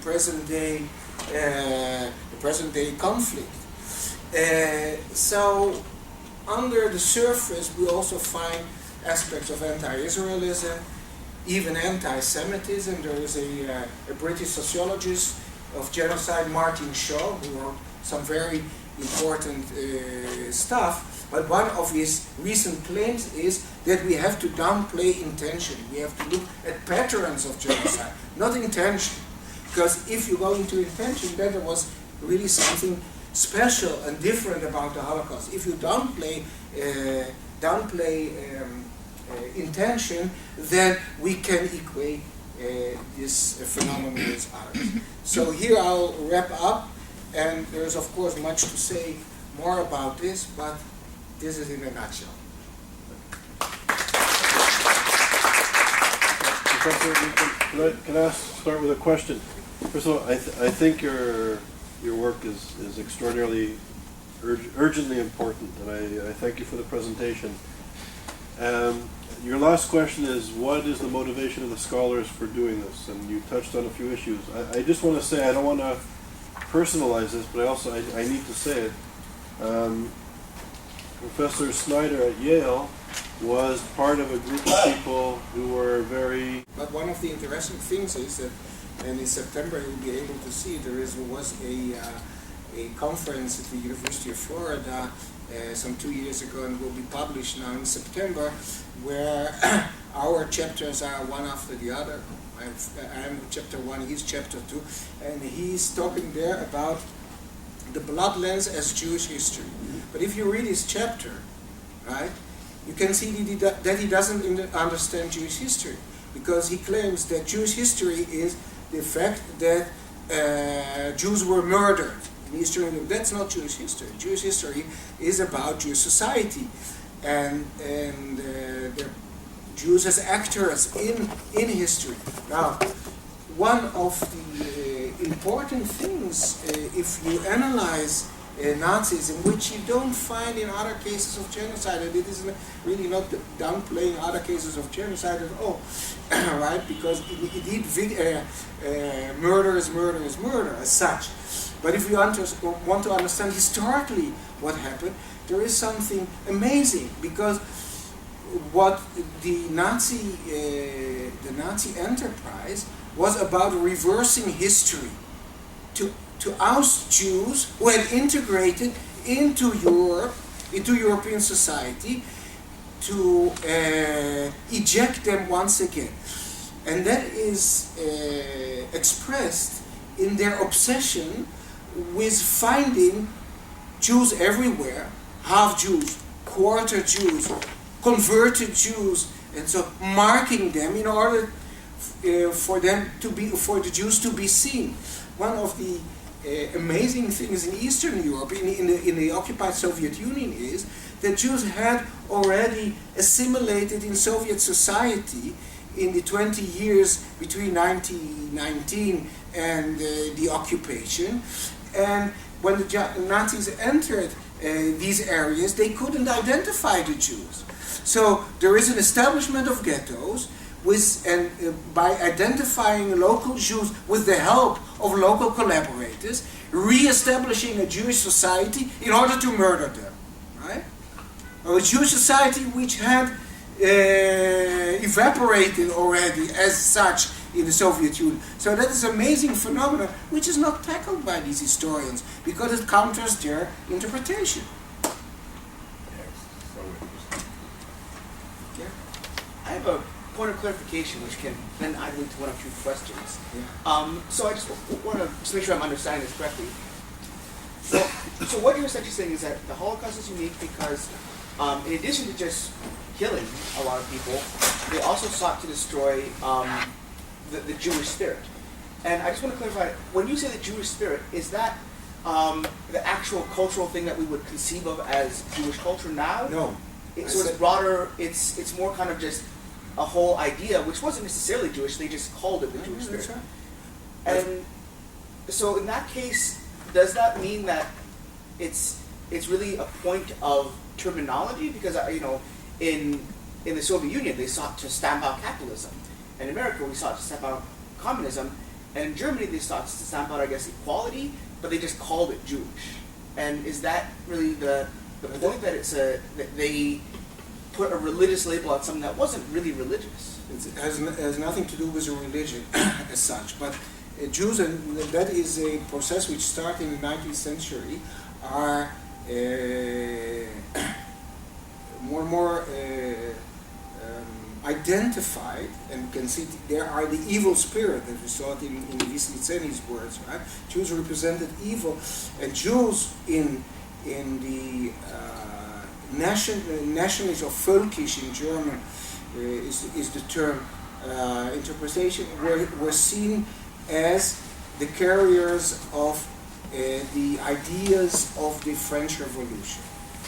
So it is a reversal of the ideas of the French Revolution. Now, many, and of course you have on the one hand Marx representing Jewish communism, and therefore when they attacked the Soviet Union it was Judeo-Bolshevism, right? That's the terminology that is used. Then you have in capitalism you have the Rothschilds, right? And for liberalism you have in Germany Lassalle and others. So Jews became to represent all these ideas, although if you come from the perspective of Jewish history, these were Jews who were quarreling with themselves or among themselves, right? And some of them, like Trotsky, wanted to distantiate himself entirely from Judaism, but in their perspective, right? These were all representatives of some overall Jewish spirit, which was not Judaism. Right? It's not a Judaism as Jews experience it at all. Yeah. I wanted to say that this whole notion that it's the same, or anti-Semitism or genocide against Jews is the same as, I don't know, any other type of genocide, this is the new kind of anti-Semitism, that everybody's the same, we're all victims or something. Is very, very disturbing, but also what you were saying about Professor Snyder, it just sounds to me that he just wants to be accepted by anybody and everybody. So he'd rather get awards from the Baltic states than just from Israel or something.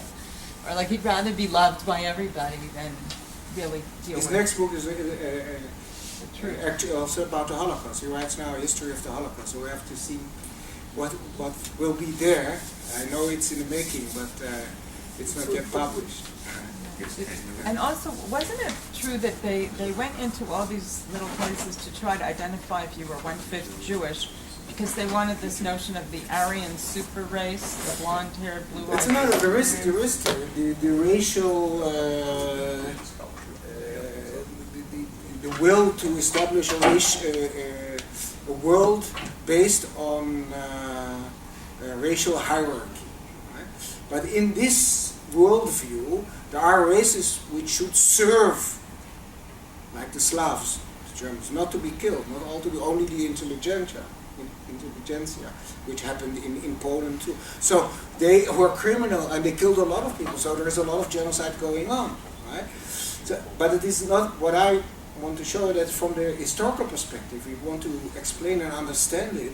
It's not the issue of of the victims as such. Of course, those who were murdered in all groups, that is an equal crime as such. But if we want to understand the drive behind it, right, it was different than the drive behind the murder of the Gorals in the Soviet Union, for instance, or the hunger.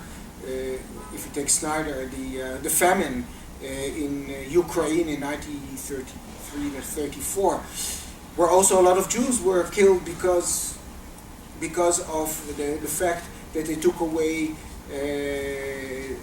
the harvest from Ukraine to Moscow and so on. So a lot of people in Ukraine died, and it was a horrible crime as such. But it had a different motivation and a different background. So you cannot put all the motivations on one level, right? And so I don't like to go into this issue of uniqueness as such, because these are all human acts, right? So several things repeat themselves, but there are also new stages in history, a new aspect. And in Holocaust, something happened that the borders of evil were set further than we knew them before. So if I may, we can open the questions also to Professor Gordon, and we have about 10 minutes. So We only have 10 minutes because you say so. At this point, we've got nothing but hardcore people left here. Okay. We're so far past the normal time, so I'm going to ask a question. I'm going to direct my question to Professor Gordon, and then maybe to both of you. I'm going to pose a personal dilemma I'm facing at the moment. I was waiting for you to mention David Duke.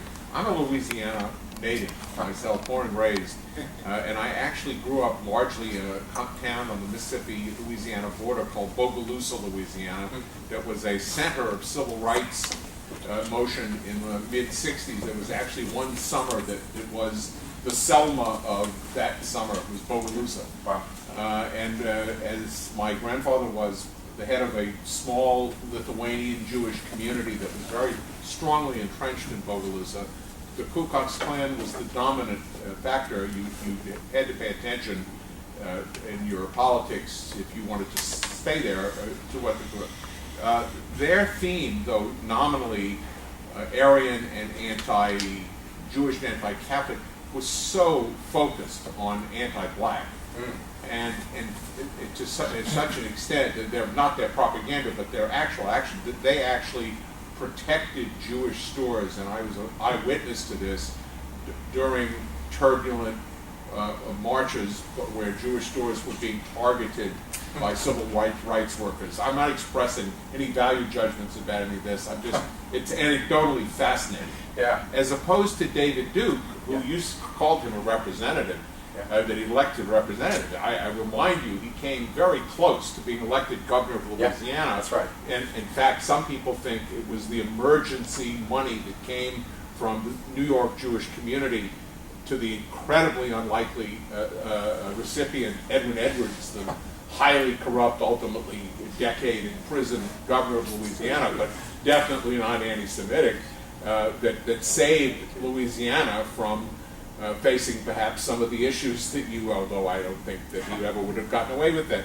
But if you listen closely to David Duke then and now, he utilized anti-black sentiment to create energy for his support. But the fact is, if you listen to David Duke, he seems first and foremost to be a Jew hater. That's where his passion comes from.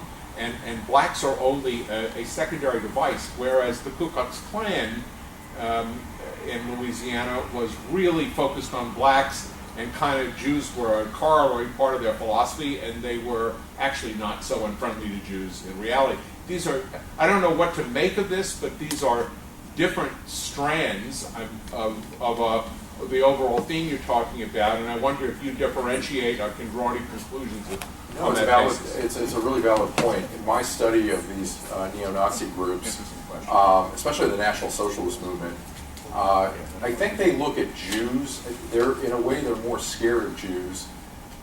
In their own sick ideology, I think they think that Jews are more if you will, sly and intelligent and behind the scenes and controlling things. Whereas, again, their own sick ideology, they think that blacks... And in a crowd, hard to tell apart from them. Right, the very thing that Professor Mitchell was talking about. It's the same kind of thing, that they're more dangerous because they're more hidden. And the very things that you were talking about in terms of their spirit and all that, when I look at these neo-Nazi movements, they completely hate that aspect in their own sick minds of Judaism and Jews in the United States. And I think in many ways, I think they look at African Americans as less intelligent, and if you will, under the control of Jews. That remember I mentioned the mud races. They see the Jews, I think, in a way, as the leaders of the mud races. And so the anti-Semitism, I think, is the most virulent aspect of their hatred. Yeah, I believe that the Klan, to a large extent, the anti-black, was based on ignorance and about the fear, at least there's somebody below us in class, and the fear that they would be brought up. And then when it actually happened and it was forced on them, a tremendous number of them gave up the ship and were perfectly comfortable with African Americans. I think that's right. And I think the Klan, and the Klan is, while it's a marginal part of this larger group dynamic, it's a smaller part of it now. Yeah. And I think you're absolutely right. I think the Klan was, how did the Klan come up? This is in many ways related to what Professor Mickman was saying in certain aspects. Yeah, the Klan came up in reaction to blacks being emancipated in this country, the Southern defeat in the Civil War, somewhat similar to what Professor Mickman, we can make parallels talking about what happened in the Enlightenment to Jews and how Jews were emancipated and liberated, and the Nazis came in and they wanted to reverse that. The Klan had a similar motivation. But I think these neo-Nazi groups, they look at Adolf Hitler, they look at the Nazis, and just as Professor Mickman was saying, that the anti-Semitic roots of the Nazi movement and of the Holocaust, they are incredibly strong in the neo-Nazi movement in the United States today. So I think there's definitely a parallel, and I appreciate you bringing it up, because it does show the degree to which Jews are the targets of these people. Just Well, no, take up, because I'll get back. no, go. Well, I have a dilemma. A week from now, I'm going to be in the palace of King Juan Carlos of Spain as part of a trip of Jewish leadership being invited to visit the Spanish government. And I have been delegated to make, as one of three speakers in front of the king, to make the speech about why we as an American Jewish delegation are in Spain. I just learned this a few hours ago. So I've got to do my homework and figure out exactly where Spain is on Israel relations and so on. I'll do that. I only have 3 minutes. It won't take long. But obviously part of the idea of this mission is to promote good relations. It's a Jewish foreign policy, bald-faced Jewish foreign policy. It's APAC to foreign governments, and I'm not going to pretend it's anything different to anyone. And I think it makes sense to talk, even though there are 5,000 assimilated Jews left in Spain today, and not much in the way of any Jewish culture, it makes sense to pay high homage to the extraordinary history of Jews in France and the amazing culture that existed in Spain, the amazing culture that existed there for several centuries, something almost akin to what Greek culture presented in the short period that it existed in a small area. And it was very interesting, as you know, because sometimes it was at the risk of Muslim intolerance and sometimes at the risk of Christian intolerance. There were really three groups that could be in any combination against each other or for each other at any time. And I think I have to make some kind of reference to the darker side of that time, because otherwise I'm whitewashing and pandering to a point that's intolerable. So I wanted some guidance from you as to how to make reference. This is my dilemma. How do I make reference to the difficult periods that Jews faced? There were some, not just the expulsion of the Inquisition, but there really were some pogroms that took place along the way.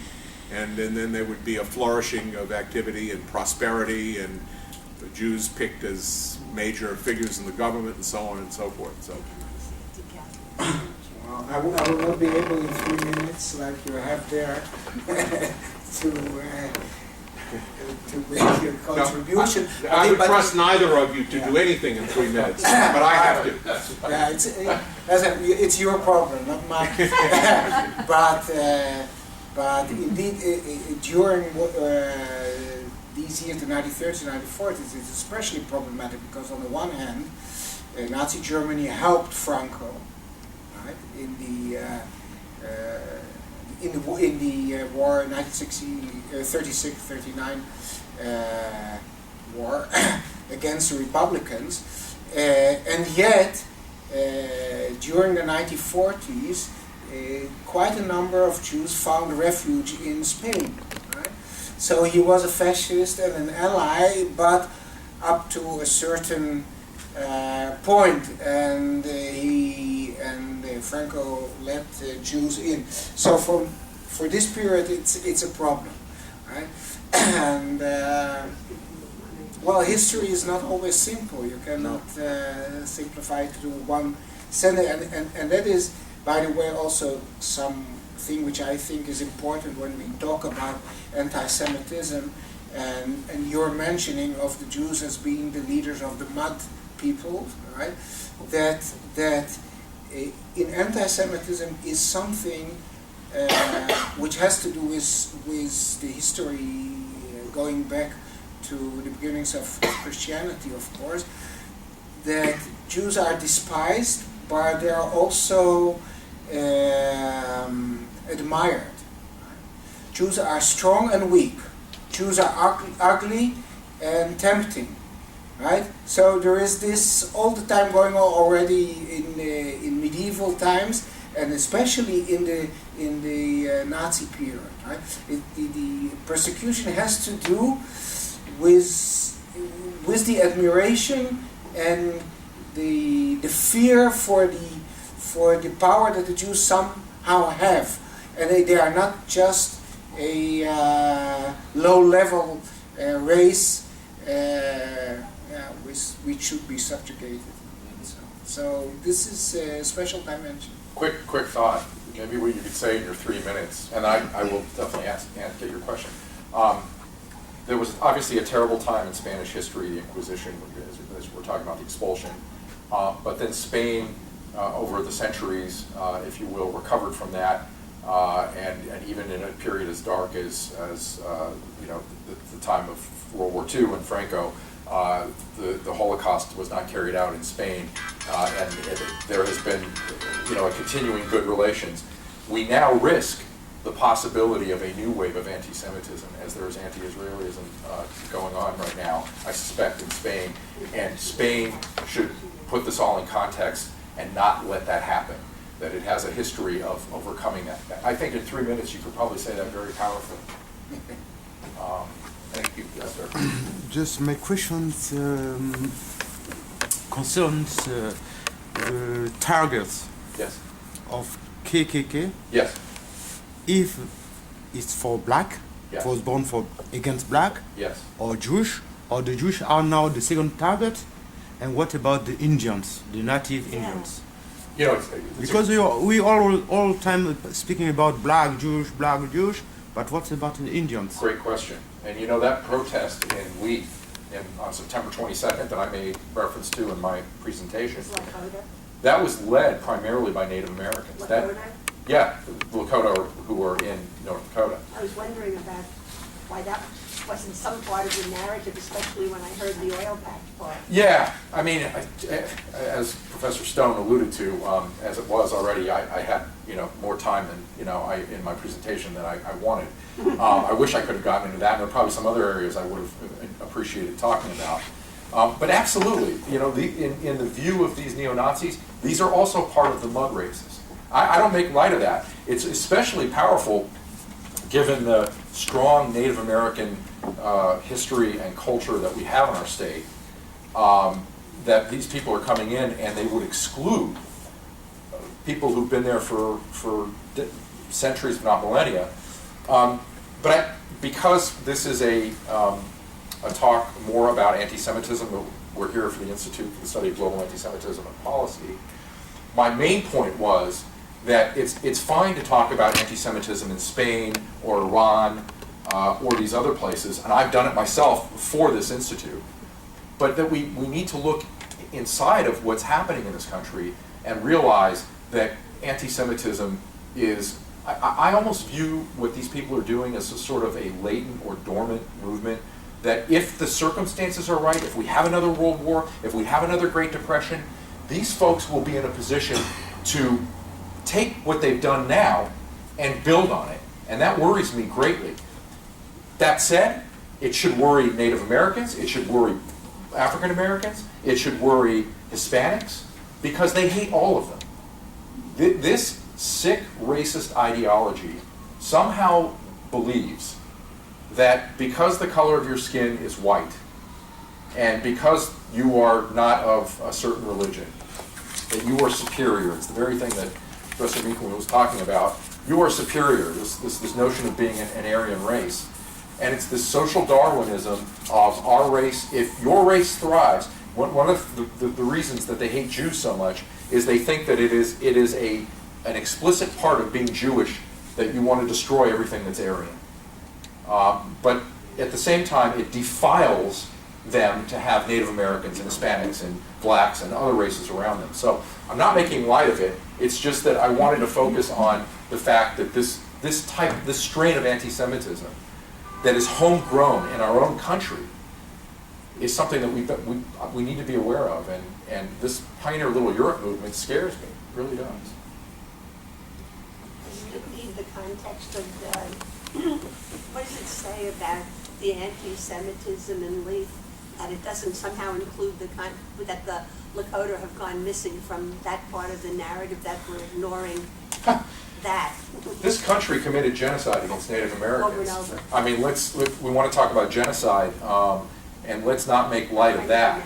And in no way do I want to say that all these genocides, whether it's the Armenian genocide, whether it's the Rwandan genocide, whether it's the Holocaust or the genocide of Native Americans in this country, they are things that we as human beings, they touch all of us. The spark of our humanity that we all have in common is at risk of being lost by the kind of ideology that gives rise to these genocides. So in no way am I making light of it, and I, as an American, am ashamed of the policy that my country had vis-a-vis Native Americans. So in another forum, I could spend a ton of time talking about that, and I hope maybe we'll get a chance at some other point to do that. But today, I want to focus on the fact that this Jew hatred that exists right here in our own country, right in our neighborhoods, in our backyards, is something that we have to be concerned about. We've had the benefit from two different types of orientations, absolutely great speakers today. I thank the speakers for being here and giving us this much time. I thank the hardcore audience that stayed till the end. In order not to give rise to any lawsuits against the Columbia Law School, I'm going to suggest that we disband now, because I believe the sidewalks are starting to get slipperier, and I don't want to be personally or institutionally accused of subjecting you to greater danger than would otherwise be the case. Thank you very much, and Charles, congratulations on really putting a terrific program together. Thank you.